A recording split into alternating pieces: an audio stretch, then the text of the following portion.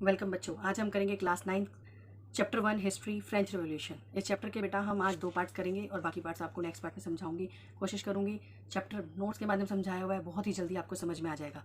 तो आइए शुरू करते हैं। वीडियो शुरू करने से पहले जिन्होंने भी मेरे चैनल को सब्सक्राइब नहीं किया है वो जल्दी से सब्सक्राइब करें और ऐसी बहुत सारी इंपॉर्टेंट वीडियोज़ आपको मेरे चैनल पर मिल जाएंगी, उन्हें जाकर आप देखें, आपके लिए बहुत यूज़फुल है। तो आइए शुरू करते हैं। French revolution. कुछ important facts. King of France Louis 16 था, जो वर्सलीज के पैलेस में रहता था। फ्रेंच रिवॉल्यूशन 14 जुलाई 1789 को हुआ था। असेंडेड टू थ्रोन, उसे थ्रोन पर बिठाया गया था 1774 में, और जो उसका फोर्ट था वो बास्टील फोर्ट था। फैमिली उसकी बुर्बन फैमिली थी, बुर्बो फैमिली भी कहा जाता है। उसकी शादी जो हुई थी वो मैरी एंटोनेट से हुई थी, जो ऑस्ट्रिया की राजकुमारी थी। वहाँ की करेंसी लिवरे थी।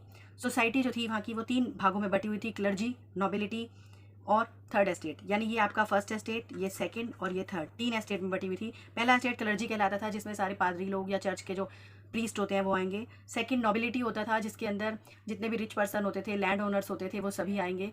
थर्ड जो था वो big businessman, peasants, artist, labour, lawyers होते थे। फर्स्ट और सेकंड एस्टेट के लोग जो थे उनको टैक्स पे नहीं करना पड़ता था, फ्री फ्रॉम टैक्स थे, बल्कि ये टैक्स लेते थे और इनके पास प्रिविलेजेस होते थे। जबकि जो थर्ड एस्टेट के लोग थे उन्हें टैक्स पे करना पड़ता था, डायरेक्ट किंग को भी और इन लोगों को भी।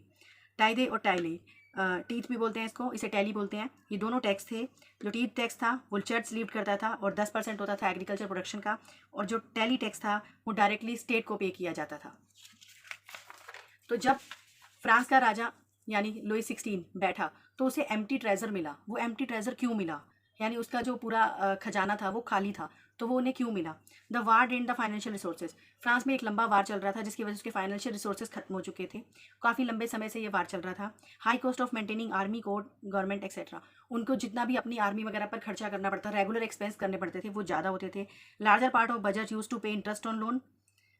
उनके जितने भी उनका बजट का पार्ट था उसका लार्जर पार्ट इंटरेस्ट पेमेंट पर जा रहा था, जो उन्होंने लोन ले रखा था। मोर देन 2 मिलियन लिवरे का लोन था उनके पास, और उसका जो टैक्स था वो 10% जा रहा था, जिसकी वजह से उनके बहुत खर्चे हो रहे थे। Also France had 13 American colonies to gain their independence from common enemy. France जो है वो 13 अमेरिकन कॉलोनीज को यानी 13 स्टेट्स को हेल्प कर रहा था कि वो ब्रिटेन से अपने आप को इंडिपेंडेंट करा पाए, क्योंकि फ्रांस का भी कॉमन एनिमी था ब्रिटेन और अमेरिका का भी कॉमन एनिमी ब्रिटेन था, तो इसलिए वह उसकी हेल्प कर रहा था। तो इस सभी वजह से फ्रांस को एम्प्टी ट्रेजरी मिला। बेटा जो भी चीज़ें मैं आपको पढ़ा रही हूँ ये आपको लेसन में नंबर वाइज मिलेंगी। मैंने पॉइंट 1 एंड पॉइंट 2 पूरा कंप्लीट करवाया है, अपने नेक्स्ट पार्ट में मैं इसका पॉइंट 3 करवाऊंगी। जब ये सब चीज़ें हुई इसके दौरान कुछ और चीज़ें भी घटित हुई। सबसिस्टेंस क्राइज आया, उसे अभी समझाती हूँ। उससे पहले कुछ बुक्स के बारे में जान लें जो उस समय वहाँ पर लिखी गई थी। वहाँ पर जो फ्रांस में जब ये सिचुएशन चल रही थी तो वहाँ के जो लोग थे वो थोड़े अवेयर हो रहे थे। वहाँ पर कुछ राइटर्स थे जिन्होंने बुक्स लिखी थी। इसमें 4 बुक्स के नाम है। The spirit of loss Montesquieu ने लिखी थी, ट्रीटीज ऑफ गवर्नमेंट जॉन लोके ने लिखी थी, सोशल कॉन्ट्रैक्ट रूसो ने, और व्हाट इज थर्ड एस्टेट आबेसिये ने। ये चारों बुकें लिखी थी। इसके अलावा इसमें एक वर्ड आया ओल्ड रिजीम, बार बार यूज हुआ है आपकी बुक में। तो ओल्ड रिजीम उस सोसाइटी को बोलते हैं जो फ्रांस में थी बिफोर 1789, उसको बोला जाता है। उसके बाद नेशनल असेंबली फॉर्मेशन मैं अभी आपको बताऊंगी, वो मिराबियो और आबेसिये की लीडरशिप में हुआ था। फ्रांस कॉन्स्टिट्यूशनल मोनार्की बना था 1791 में, रिपब्लिक बना था 1792 में, और लुई 16 को एग्जीक्यूट कर दिया गया था 21 जनवरी 1793 में। इन सब के बारे में अभी हम 1 बाय 1 जानेंगे।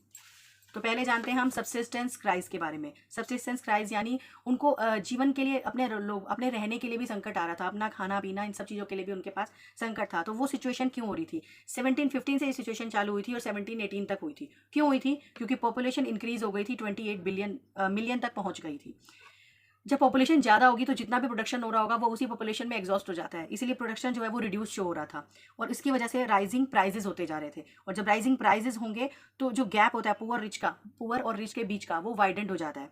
और कभी कभी जब ड्रॉट की सिचुएशन आती थी या हेल की सिचुएशन आती थी, कभी जब ड्रॉट और हेल की सिचुएशन आती थी तो और वर्स्ट कंडीशन हो जाया करती थी। इसका रिजल्ट क्या हुआ? मिडिल क्लास एमर्ज हुई। मिडिल क्लास यानी एक ऐसी क्लास जिसमें मर्चेंट और ट्रेडर्स थे, जो थोड़े बहुत एजुकेटेड भी थे, थोड़े पैसे वाले भी थे।